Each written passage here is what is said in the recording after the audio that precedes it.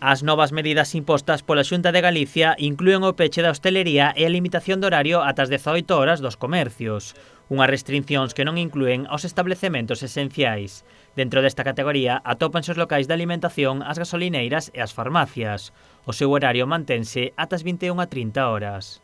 Pois a importancia neste momento cuantitativamente que a xente ten tempo, pero tempo que non pode facer nada. A onde podes ir se está todo pechado? Non podes ir á restauración, non podes ir ao gimnasio, non podes ir ao supermercado. Tampouco é unha cousa que nos vai aliviar a todos, moito máis. Os supermercados e as tendas de alimentación ven afectadas as súas vendas polos peches perimetrais e especialmente polo peche da hostalería.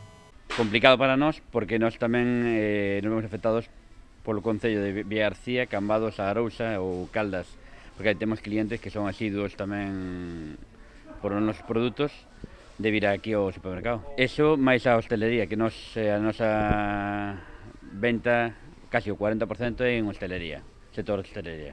As novas restriccións non alteraron os horarios habituais de compras nos establecementos, pero dende o supermercado indican que si notaron como a situación afecta aos seus clientes.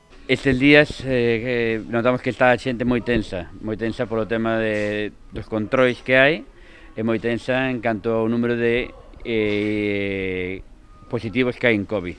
Aínda así, as súas compras continúan sendo normais sen caer no pánico do inicio da cuarentena. No, máis ou menos a xente sigue facendo as mercas de sempre, non o papel higiénico eso xa quedou no seu tempo, eso era e as levaduras, as fariñas, eso foron tempo. Ahora compras normais, non hai nada en exclusivo que a xente este comprando por demasía.